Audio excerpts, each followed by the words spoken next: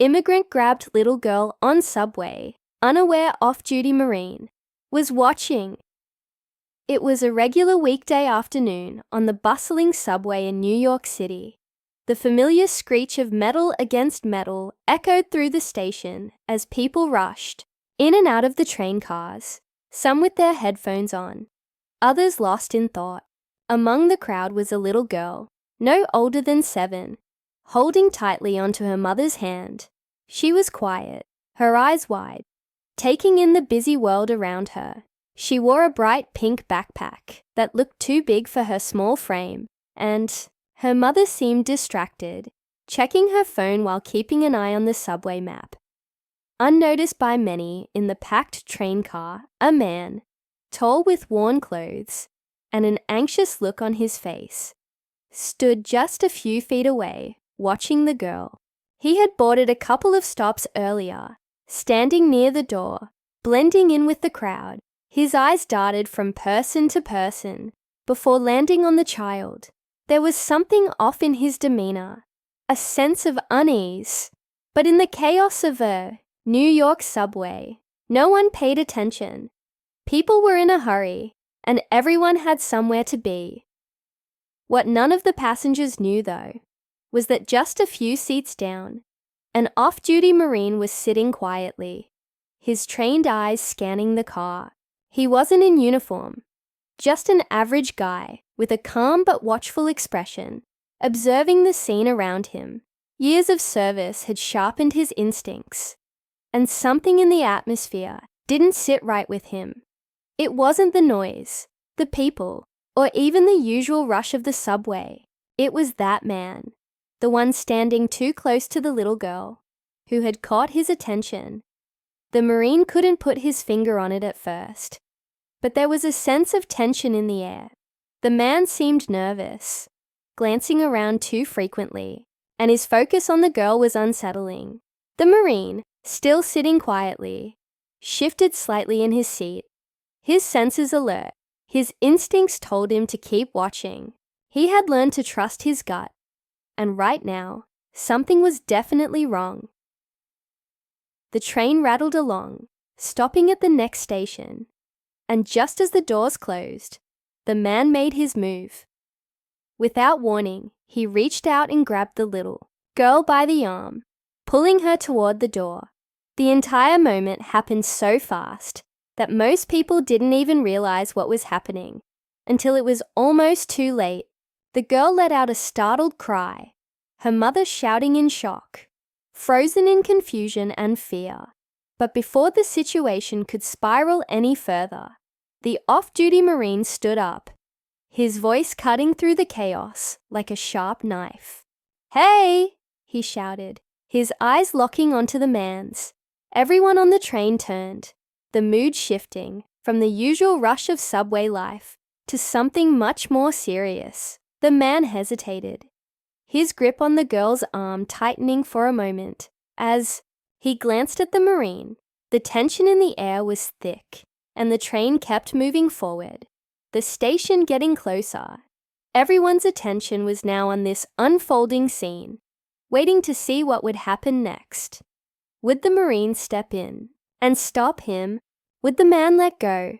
The subway kept moving, but time felt like it had slowed down as the confrontation hovered on a knife's edge, unresolved, with every passenger on that car holding their breath.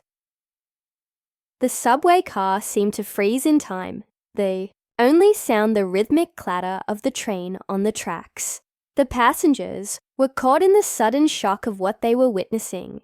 The little girl, her arms still in the grasp of the stranger, looked terrified.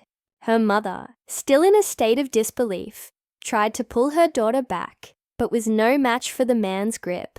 The Marine, now standing tall and steady, took a slow step forward, his voice calm but firm. "Let her go," he repeated, his eyes never leaving the man's. The stranger's gaze flicked between the Marine and the little girl. His grip tightened slightly, but his face betrayed uncertainty, like he wasn't sure if he should continue with his rash decision or let it go. He looked disheveled, his clothes worn, and his eyes filled with a mix of fear and desperation. He didn't say anything, but it was clear that something was deeply wrong. In the chaos, another layer of the story began to emerge. The man wasn't just some random passerby. From the moment he had stepped onto the subway, something had been off about him. His erratic behavior, the way he nervously scanned the crowd. It wasn't aggression that drove him. It was fear.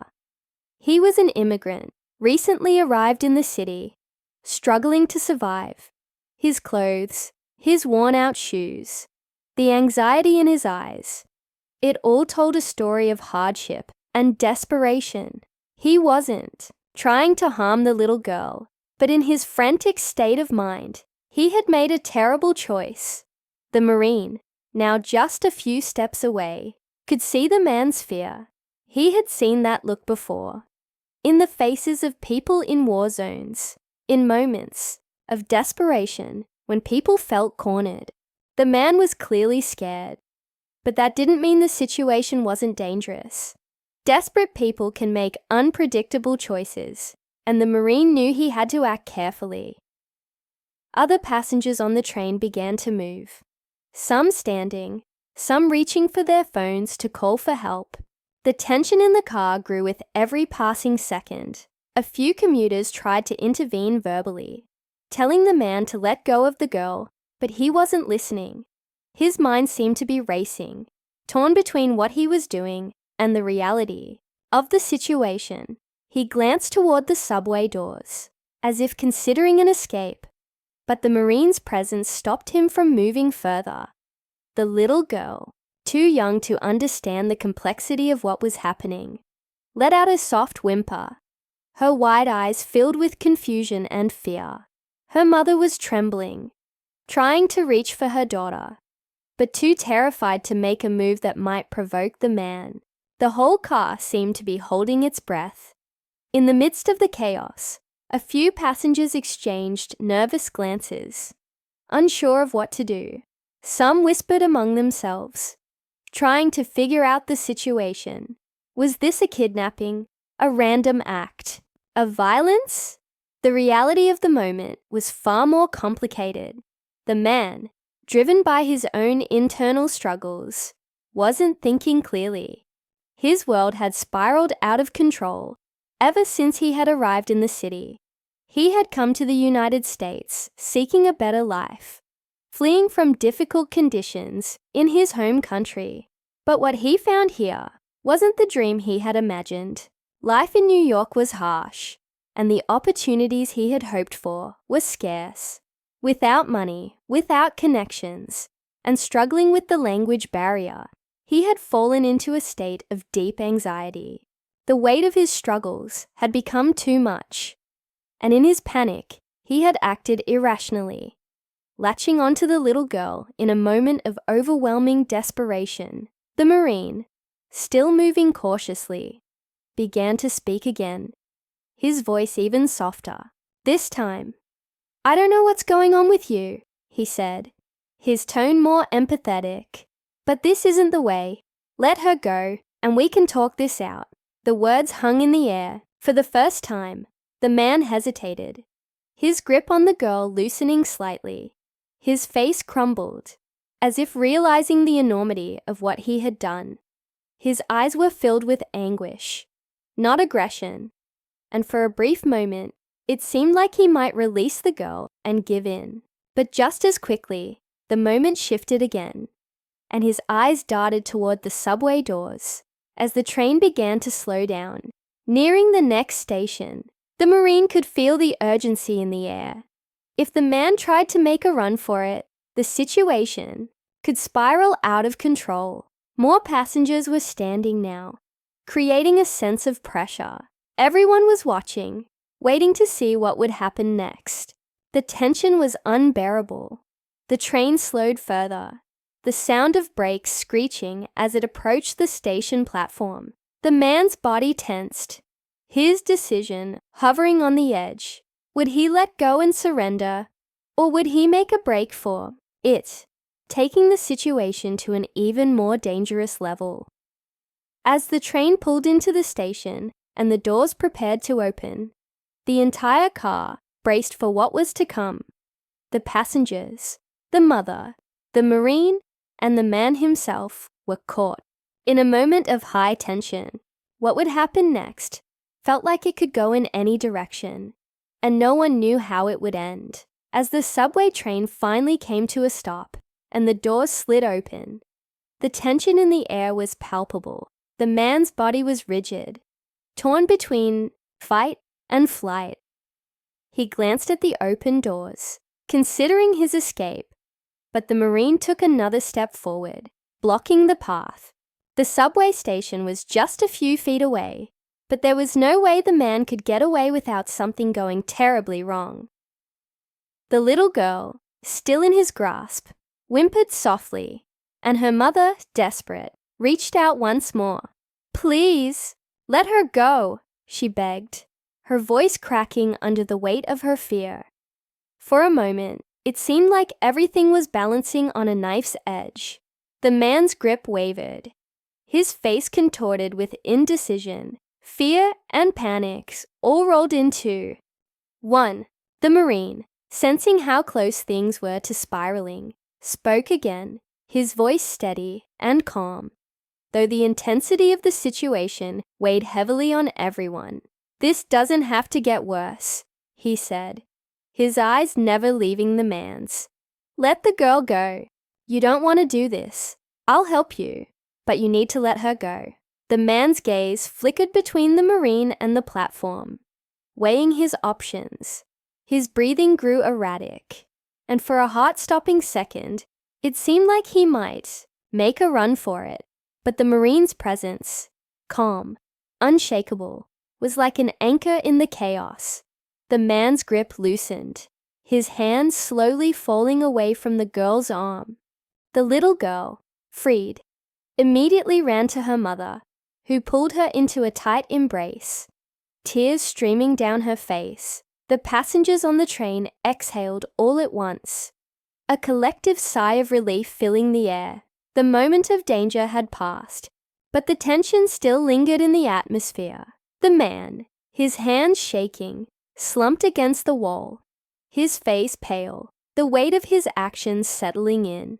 The Marine didn't move closer, giving the man space, but his eyes never left him. Other passengers began to step forward, and someone had already called for help. A subway security officer appeared at the door, cautiously approaching the scene. The man didn't resist.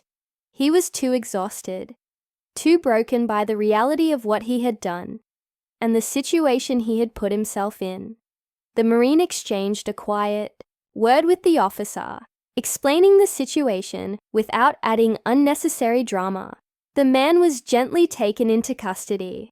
His head hung low as he was led off the train. As the train doors closed and the car began to move again, the tension gradually eased.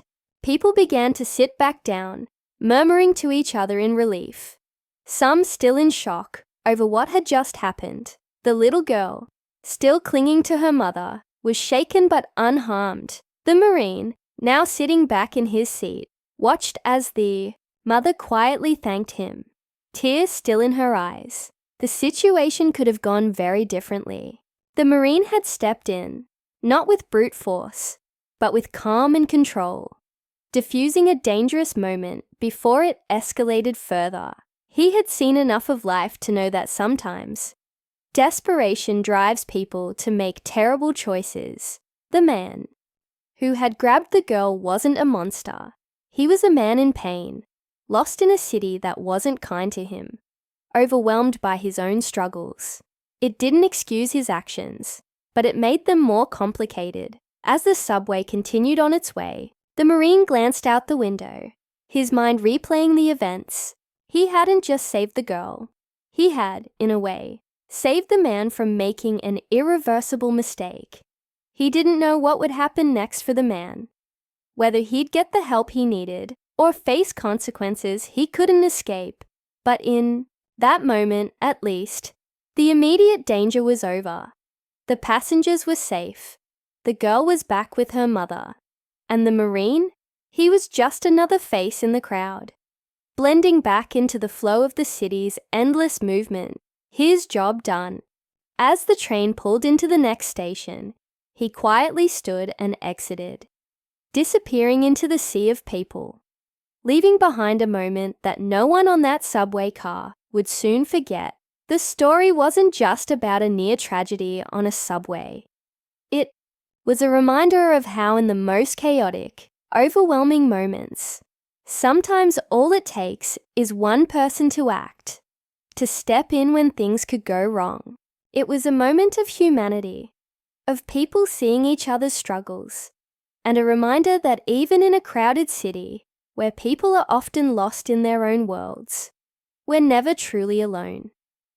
With the subway car moving on to its next stop, the sense of normalcy slowly returned. But for those who had been there, especially for the little girl and her mother, the memory of that day would stay with them. A story of fear, kindness, and a stranger's quiet bravery.